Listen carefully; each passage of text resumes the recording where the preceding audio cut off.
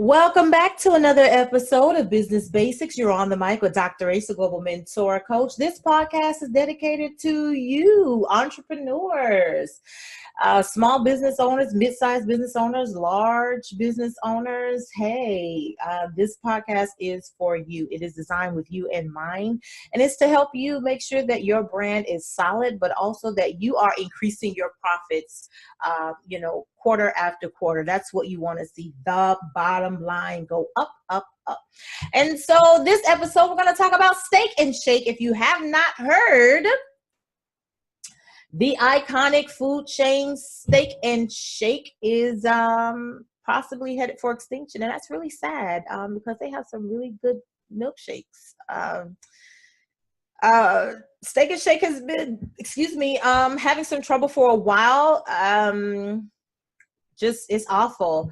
They lost $10.7 million in 2018. And right now they are reporting an $18.9 million operating loss just in the first quarter of 2019.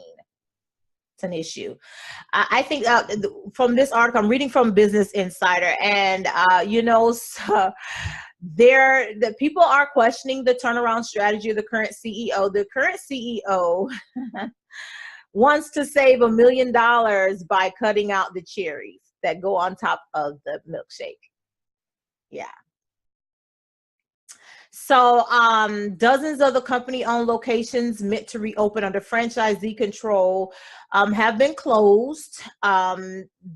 Big Larry is the CEO, is reportedly planning to invent a new way of making milkshakes. I don't know I don't know how that's going to work, but anyway, how many ways can you make milkshakes? But okay. But apparently, again, not putting the cherry on top of the milkshake is going to save the company $1 million.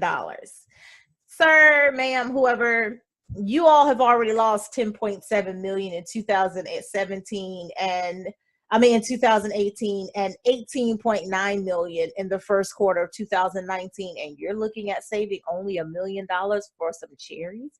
And don't get me wrong, because every little bit helps, and I understand that, but I'm kind of based off of this information here, and we don't have a whole lot, but based off of what I'm seeing here, that's small potatoes. You really need to be looking at a larger scale situation.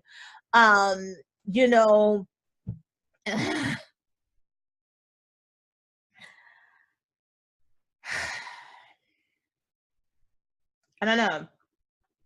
don't know. Those shoestring fries, though, I love them.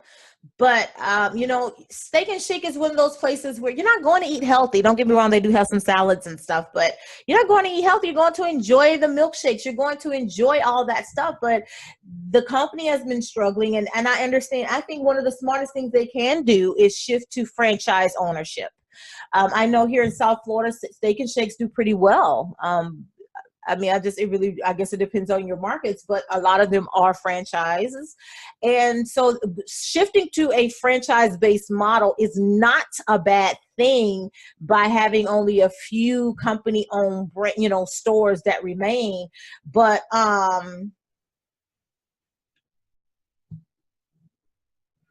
there's an issue. Customer traffic has dropped 13% over the past 3 years. Why is it taking so long to figure out what's going on with customer traffic dropping? In the first quarter of 2019 alone, it has dropped. Customer traffic has dropped 7.7%. That's a lot. What's going on? Where are your customers, Steak and Shake? What is happening? You need to be figuring out, you need to be doing some customer surveys. You need to be figuring out what is going on. Again, I understand closing company-owned restaurants. That makes sense. Like I said, 60 of them have closed. And then the plan is to reopen them under franchises. So expanding the franchise-owned properties is not a bad way to go. I don't know what I don't understand the concept of making a new way of making milkshakes, because I mean, what are you going to do? Are you talking about changing out ingredients? You know, that kind of thing. What are we talking about here? Are we talking about the process? How is that going to save you money? Because the only thing that I can think of is you changing ingredients, and you know, that's a red flag for me, because I'm not trying to be funny, but Steak and Shake, flagship part of the brand. Flagship part of the brand. It's Steak and Shake. Flagship part of the brand. You want to mess with the flagship part of the brand. And so, you know, there's an insider who says that at their annual meeting, Steak and Shake spends $1 million per year on cherries for milkshakes, and that he would love to get rid of that $1 million. Hey,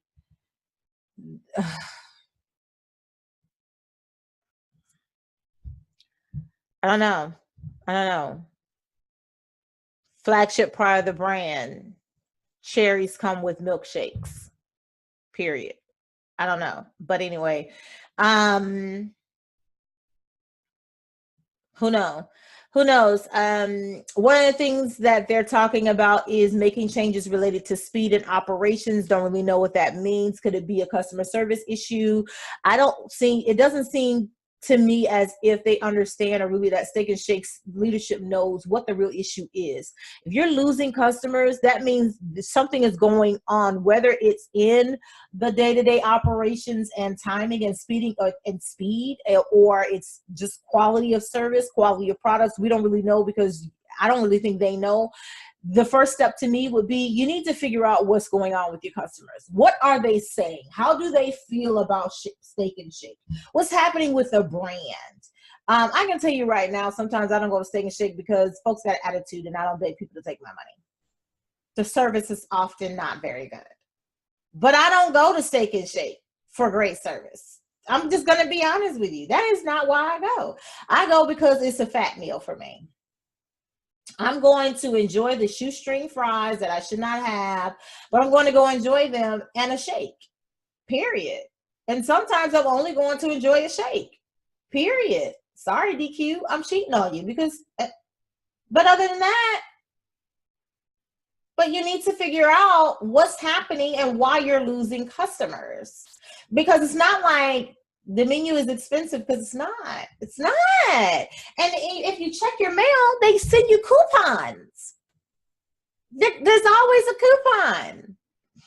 Or they're promoting and advertising how cheap the menu is. So it's not that it's overly expensive. I'm not trying to be funny, but you can take your family there and not, I mean, if you hit $30 for a family of 4, you got an issue. What y'all eating?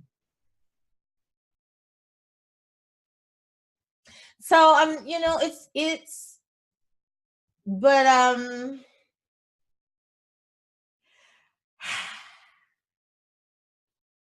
don't know. I don't know. He's trying to increase volume through speed, but I don't think that's the issue. The issue is you need to find out what is really happening with your customers. Where are they going? Why are they abandoning ship? Why are they jumping ship? Why are they leaving you?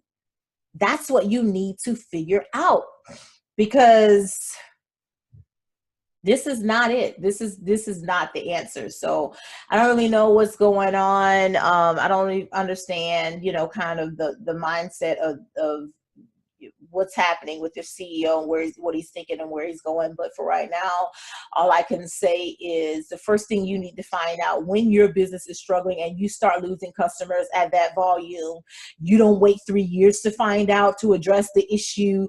You do it right away, because at that point, it's just going to keep increasing. As you can see, 7.7% of the customers left in the first quarter alone of 2019. They've already lost more in the first quarter of 2019 than they did in all of 2018. That's a huge issue.